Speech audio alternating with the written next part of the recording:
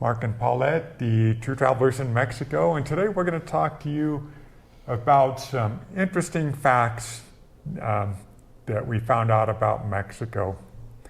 So we're going to start with numero uno. I have to have my cheat sheet. So Old age, I can't remember long sentences. yeah. We'll see how Mark does. I'll take it away from him and see how he does. Okay, we'll do that. And then you can comment about which of us is more senile. Okay, so number one, home of the largest pyramid. Did you guys know that? The Great Pyramid of Chichula, located in Puebla. She meant to say Cholula. What did I say? Chachula. Oh, did I? Cholula. Start over then. Okay, so number one is home of the largest pyramid. The Great Pyramid of Cholula, located in Puebla, is the largest pyramid in the world by volume, even larger than the Great Pyramid of Gaza. Is that pretty interesting? Now, Mark and I did visit. We have a, we have a video when we went there, but it was closed, so we couldn't go see it. Yeah. Unfortunately, we could only see it from the outside. We weren't allowed to go in. We could only go to the church that sits on top of the pyramid because they buried the pyramid so that it would not be discovered, and then the Spanish built a church on top of what they thought was a hill. So, Yeah, interesting fact. yeah. Fact number two. Oh, no, don't read it. You can do it yourself. Mexico is the birthplace of chocolate. Now, Mexico's been cultivating chocolate for at least 3,000 years. Some of the Aztecs and Mayans were cultivating it. And chocolate didn't really get to Europe until the Spanish invasion. And at that point, they started importing chocolate back to Europe just, 500 or 600 years ago. So I thought that was pretty interesting. I did not realize that Mexico was the birthplace of chocolate. And that's interesting because they have a chocolate store called, what is it called? Kazanzas, something like that. Costanzas. Okay. Costanzas. Very that good. reminds me of Costanza. George Costanza. George. On Seinfeld, but yeah, there is. Costanza, that's it. And Yeah. for me, I don't care for that chocolate. I don't know. Maybe because I didn't grow up with it, but I just don't care for the flavor of it. Obviously. I obviously like Hershey's and things, I guess, that I grew up with from the U.S., right? Yeah. I guess I just don't have that taste. I, on the other hand, do like the Costanza chocolate. So Okay. there's that. Number three, diverse ecosystems. Mexico is one of the most biodiverse countries in the world, with a wide range of ecosystems from desert to rainforest, hosting over 30,000 plant species. Gotta like that. And I'm here to tell you, Paulette has got almost all of the 30,000 species just in our patio. That's not true, but I do like my plants. So, That she does. yeah, and they give off oxygen, so that's good. I need it for my brain at an old age. Yeah. So it's got everything from the beach climate all the way up to the desert semi-arid climate where we live to a fairly tropical climate, which is, farther south than us. But in terms of climates, there's something here for everybody, I think. You just have to find your happy spot. Yeah, exactly. I mean, if you can do well with beaches and humidity, more power to you. I mean, us, not so much. We've talked about that many times. To visit is one thing, to live there is a whole nother Whole ballpark. different thing, yep. Yeah. Okay. So number four? Number four, numero cuatro. Mexico recognizes 68 different languages. Of course, one of those is Spanish, but it recognizes a bunch of other languages, native languages, including Nahuatl and Maya. And I guess that would be another 66 on top of that, huh? Yeah, Because you said 68 total. yeah. Interesting. Okay, next, number 5, Cinco, world's largest silver producer. Mexico is the largest producer of silver in the world, with significant mines located in the states like Zacatecas and Durango. Hmm. I knew that about Zacatecas. I didn't know that about Durango. I didn't know that about, but it seems like everywhere we go is like Yeah. you know, that's what they do is they mine Yeah. for I silver. thought the area in and around Tasco would have been on that list too. They produce a lot of silver. Haven't been there yet, Silver artwork anyway. on the list. Número 6, cenotes. The Yucatan Peninsula is dotted with cenotes, which are natural sinkholes filled with fresh water. They are sacred to the ancient Mayans and are popular for swimming and diving today. Yeah, we've Yeah. only gone in one cenote, I One think. cenote, yeah. That's it, yeah. And it was a pretty deep climb down to get into the cenote, although it was open to the air, open to the sky. Yeah, It was an experience, though, for sure. yeah. I mean, if we were in other places nearby, but usually they're kind of like a drive out to the Yeah. cenotes. They're not like right there where you are. You have to drive a distance, I think, to get to them. Probably on some dirt roads, something like that. And you usually pay to go into them. It's like a day fee. Some of them might have more than one cenote on it. Some might have only one. Yeah, it's kind of like a day adventure. And when you go in, they don't want you to wear any lotion of Oh, any right. kind, including suntan lotion, no mosquito repellent, anything, because that can be bad for the water. Yep.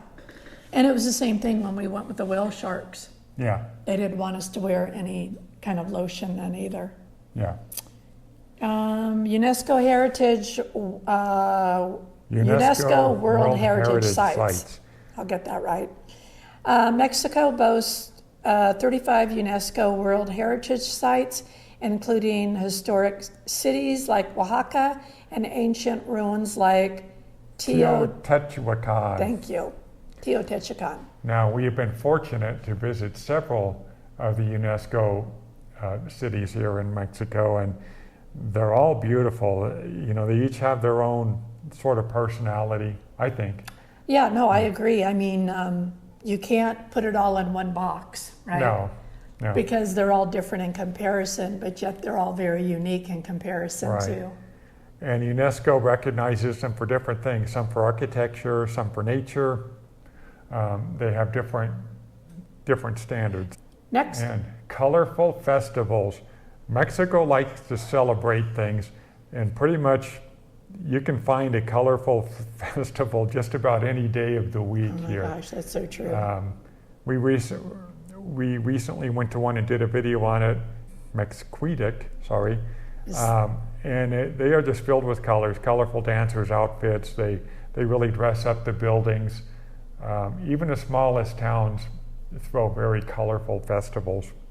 It's really, I would say, a treat to experience. Yeah, I mean, like Mark said, you know, they go on and on and on and on and on. It's like, I think like if you were to actually print a list of the holidays and festivals and things like that in Mexico, it'd be close to just about every other Every day, day. it seems. Yeah. It seems anyhow. And some festivals can go on for hours, some go on for For days. days, yeah, So, exactly.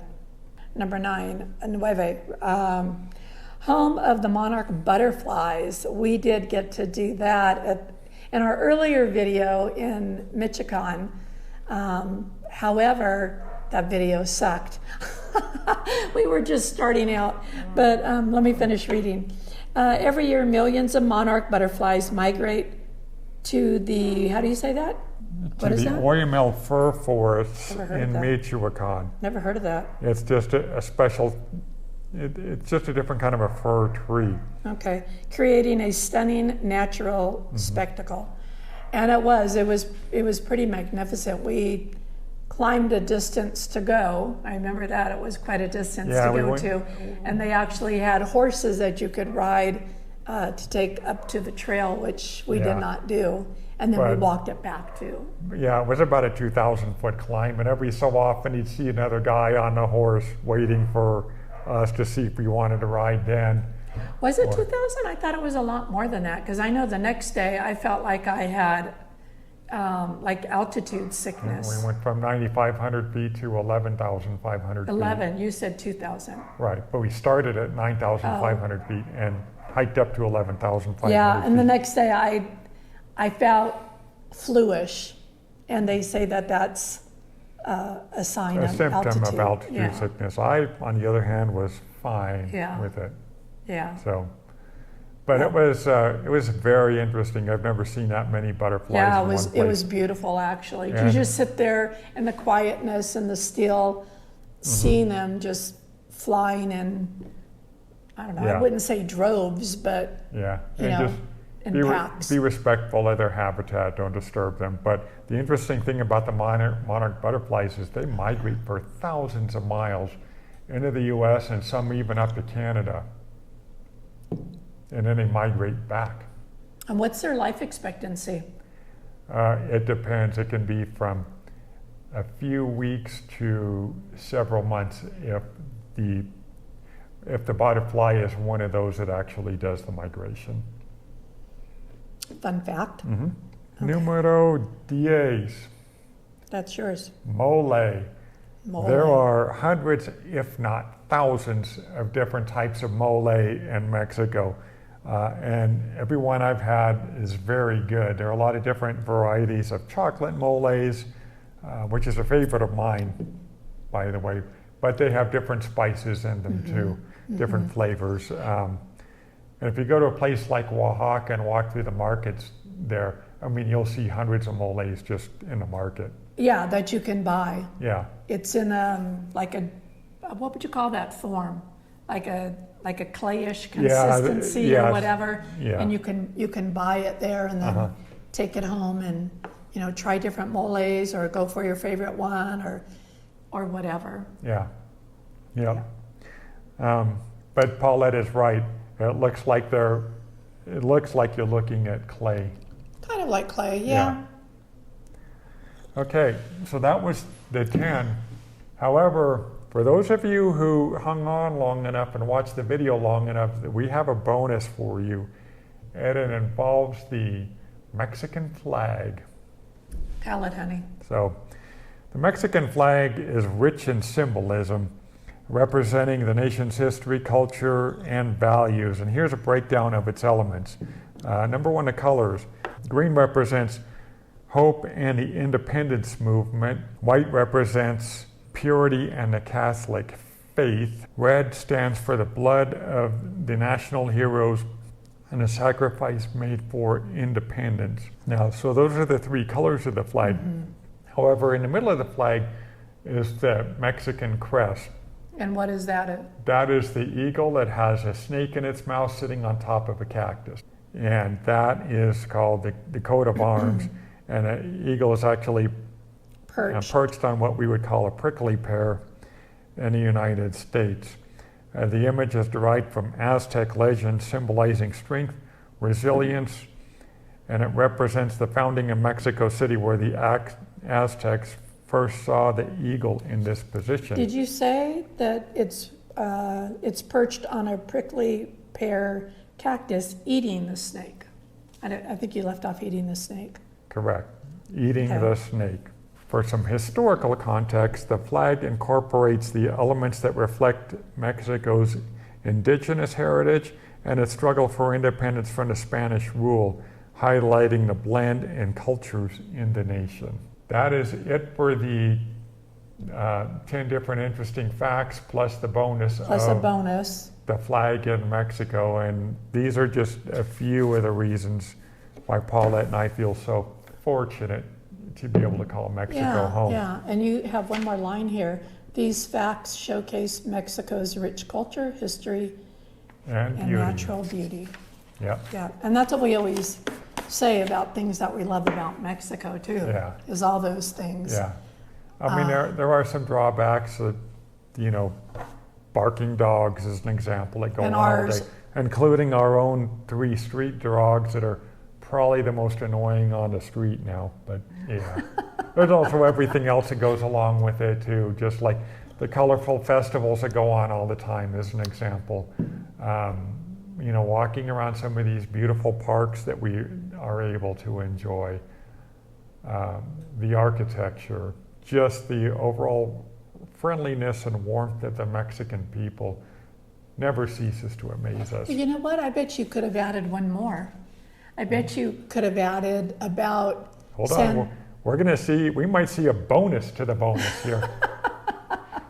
Well, I was just thinking about it that San Luis Potosí, the historical area, they have like one of the largest pedestrian Only only walkways. So San Luis is home to the longest pedestrian walkway in Mexico, if not the Americas.